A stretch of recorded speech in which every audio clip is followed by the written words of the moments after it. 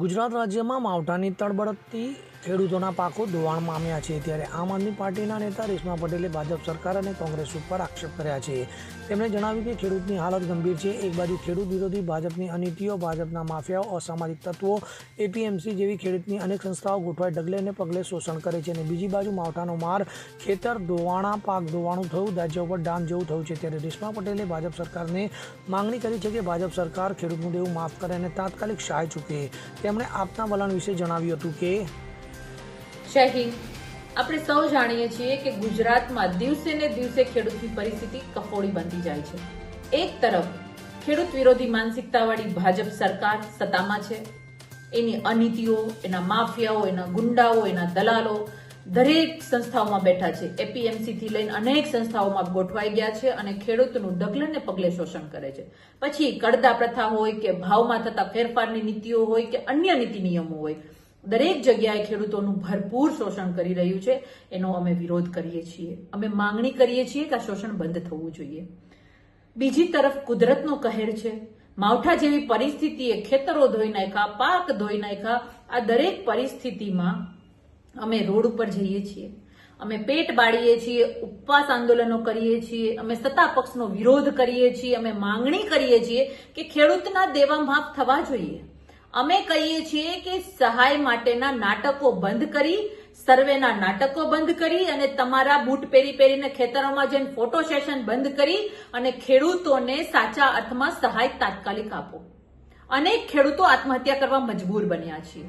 દુઃખ થાય છે। આજે અમે ખેડૂતના દીકરાઓ છીએ, અમે આ ગુજરાતના સંતાનો છીએ। અમને દુઃખ થાય છે કે અમારો જગતનો તાતની આ હાલત આ ભાજપ સરકારના રાજમાં થાય છે ને, એ અમારા માટે કઠણાઈની વાત છે, જેની ટ્રિપલ એન્જિનની સરકાર છે। આ દરેક વસ્તુ, આ દરેક પરિસ્થિતિમાં જ્યારે અમે વિરોધ કરીએ છીએ, અમે માંગણી કરીએ છીએ, ત્યારે સત્તાધારી પક્ષ તો તાનાશાહી વરસાવે છે। સત્તાધારી પક્ષ તો પોલીસનો દુરુપયોગ કરીને અમને બંધ કરે છે, બધું કરે છે। પણ સાથે સાથે શરમ અને લજ્જાની વાત એ છે કે જેને 30 વર્ષથી જે કોંગ્રેસને ગુજરાતની જનતાએ વિરોધ પક્ષમાં બેસાડી છે, આ કોંગ્રેસ જાહેર મંચ ઉપરથી અમને ગાળો દેવાનું કામ કરે છે। અરે કોંગ્રેસે ઢાંકણીમાં પાણી લઈને ડૂબી મરવું જોઈએ। 30 વર્ષથી સત્તામાં તમને બેસાડ્યા છે, ત્યાંય તમે ભાગીદારી કરી, ધંધામાં ભાગીદારી, રાજકીય ભાગીદારી અને ખીચા ભરવાનું કામ કર્યું અને આજે તમે વિરોધમાં ભાગીદારી કરી રહ્યા છો। અમારી સામે વિરોધમાં ભાજપ તો વિરોધ કરી રહી છે, સાથે સાથે કોંગ્રેસે વિરોધ કરી રહી છે। અરે અમે સત્તામાં નથી, અમે વિરોધ પક્ષમાં છીએ અને સરકારને મજબૂર કરવાનું કામ કરીએ છીએ, સરકાર પાસે લેવાનું કામ કરીએ છીએ, જનતાના હિતની વાત કરીએ છીએ। કોંગ્રેસને તો સત્તામાં વિરોધ પક્ષમાં બેસાડી છે, છતાં પણ અમને ગાળો દેવાનું કામ કરે છે। એટલે કોંગ્રેસનું જે સાચું ચિત્ર છે ને, એ ગુજરાતની જનતાએ જોઈ લીધું છે। 30 વર્ષથી જોવે છે, 30 વર્ષથી એને તો સંવિધાનિક રીતે વિરોધ પક્ષમાં બેસાડેલી છે અને અમને તો જનતાના લોક લાડ પ્રેમ એના સહકારથી અમે તો વિરોધ પક્ષમાં છીએ, છતાં પણ અમારો આટલો બધો બીક, આટલો બધો ડર, એ વસ્તુ સાબિત કરે છે કે કોંગ્રેસ હવે ખતમ થઈ ગઈ છે। વિનાશ કાળે વિપરીત બુદ્ધિ, એટલે કોંગ્રેસ સરકારનો વિરોધ કરવાને બદલે અમારો વિરોધ કરે છે, પણ અમને કોઈ ફરક નથી પડતો। અમે ખેડૂત હિતની વાત કરીએ છીએ, અમે ગુજરાતના હિતની વાત કરીએ છીએ, ડંકાના ટોચ ઉપર કરીશું।